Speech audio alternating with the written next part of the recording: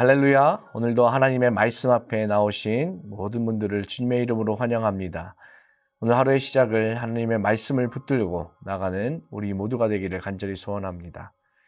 오늘 우리에게 주신 하나님의 말씀은 시편 118편 8절부터 29절까지의 말씀입니다. 주님께 몸을 피하는 것이 사람을 의지하는 것보다 낫다. 주님께 몸을 피하는 것이 높은 사람을 의지하는 것보다 낫다.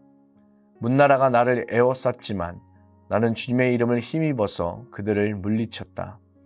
그들이 나를 겹겹이 에워쌌으나 나는 주님의 이름을 힘입어서 그들을 물리쳤다. 그들이 나를 벌떼처럼 에워싸고 가시던 뿔에 붙은 불처럼 나를 삼키려고 하였지만 나는 주님의 이름을 힘입어서 그들을 물리쳤다. 네가 나를 밀어서 넘어뜨리려고 하였어도 주님께서 나를 도우셨다. 주님은 나의 능력, 나의 노래, 나를 구원하여 주시는 분이시다. 이인의 장막에서 환호하는 소리, 승리의 함성이 들린다. 주님의 오른손이 힘차시다. 주님의 오른손이 높이 들렸다. 주님의 오른손이 힘차시다. 내가 죽지 않고 살아서 주님께서 하신 일을 선포하겠다.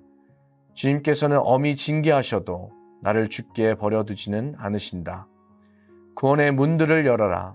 내가 그 문들로 들어가서 주님께 감사를 드리겠다.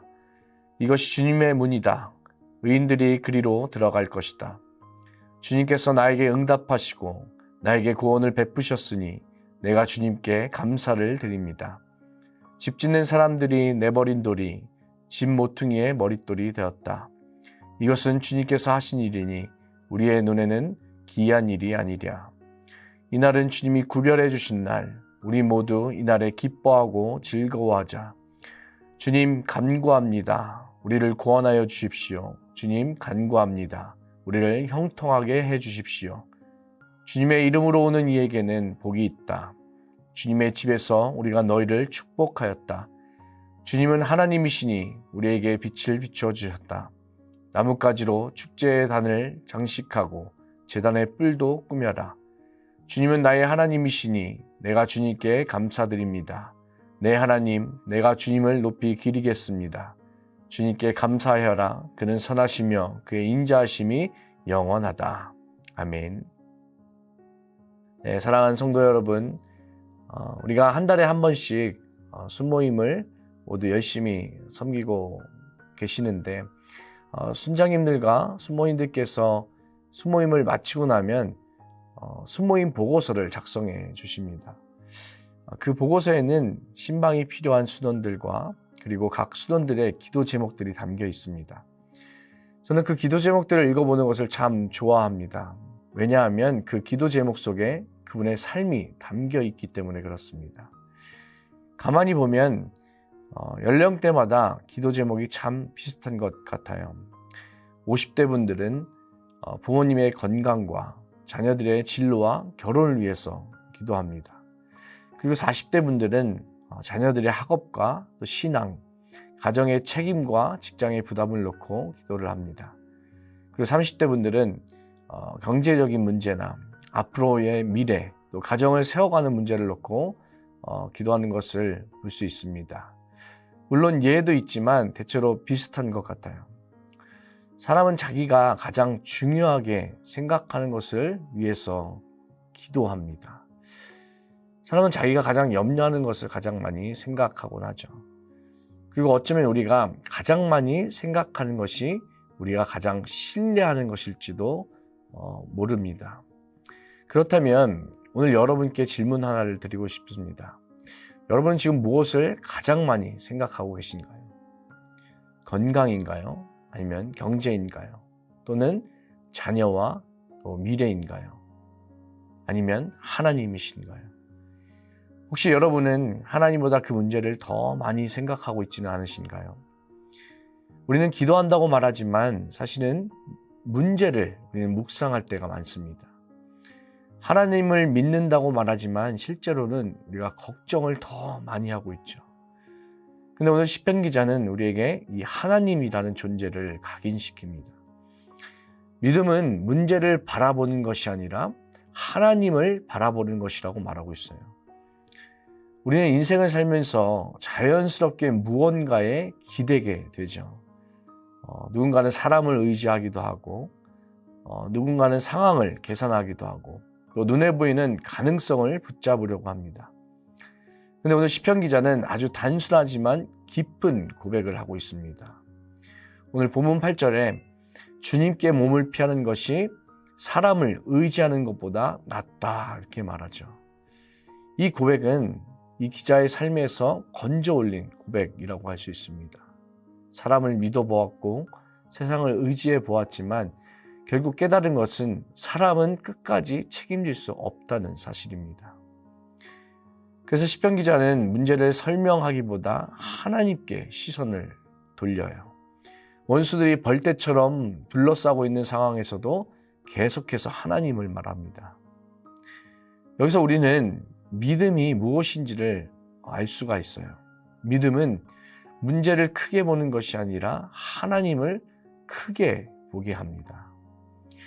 여기서 우리의 삶을 돌아볼 수 있게 되죠. 우리는 하루 동안 무엇을 더 많이 생각하고 계신가요? 문제인가요? 아니면 하나님인가요? 우리가 기도한다고 말하지만 사실은 걱정을 반복하고 있지는 않으신가요? 믿음은 문제를 없애는 능력이 아니라 문제보다 하나님을 더 크게 바라보는 능력입니다. 그래서 이러한 믿음이 없으면 우리의 삶에 왜 이런 일이 일어나는가 하는 질문밖에 남지 않습니다. 그런데 하나님이 우리에게 믿음을 주신 이유는 고난의 이유를 보라고 주신 것이 아니에요. 고난의 목적을 보라고 주셨습니다. 오늘 시편의 기자도 고난을 겪었습니다. 그런데 이렇게 고백하죠. 오늘 본문 18절에 주님께서는 엄히 징계하셔도 나를 죽게 버려두지는 않으신다. 고난이 없었던 것이 아닙니다. 고난을 인정하면서도 하나님을 원망하지 않았다라는 거예요. 이런 고백을 할 수 있는 이유는 이 고난 속에서 하나님의 목적을 보기 시작했기 때문입니다. 우리는 고난을 당할 때 고난 자체에 집중을 하죠. 왜 나에게 이런 일이, 하필 지금, 왜 이런 방식인가를 묻습니다. 근데 하나님은 언제나 목적을 가지고 일하시는 분이세요. 믿음은 하나님의 목적을 보게 하는 능력입니다. 우리가 그래서 하나님의 은혜 안에 머물러 있을 때 고난은 그냥 일어나는 사건이 아니라 하나님이 사용하시는 과정이구나, 이렇게 고난을 해석하는 것이 달라지는 것을 우리가 경험합니다. 우리가 고난만 볼 때는 원망이 나와요. 그런데 하나님의 목적을 보기 시작하면 우리는 기도하게 됩니다. 우리가 상황을 보면 절망할 수밖에 없지만 하나님의 손길을 보면 우리는 기다릴 수 있습니다. 우리가 잘 아는 요셉의 삶도 그랬죠. 형들은 그를 팔았지만 하나님은 요셉을 통해서 민족을 살리고 계셨습니다. 또 십자가를 지신 우리 예수님께서도 고난의 잔을 거두어 달라고 하셨지만 그 고난의 목적이 무엇인지 분명히 아셨기 때문에 그 고난을 몸소 다 당하셨던 것이죠. 그래서 믿음은 우리 안에 있는 질문을 바꾸게 합니다. 왜 이런 일이 일어났습니까?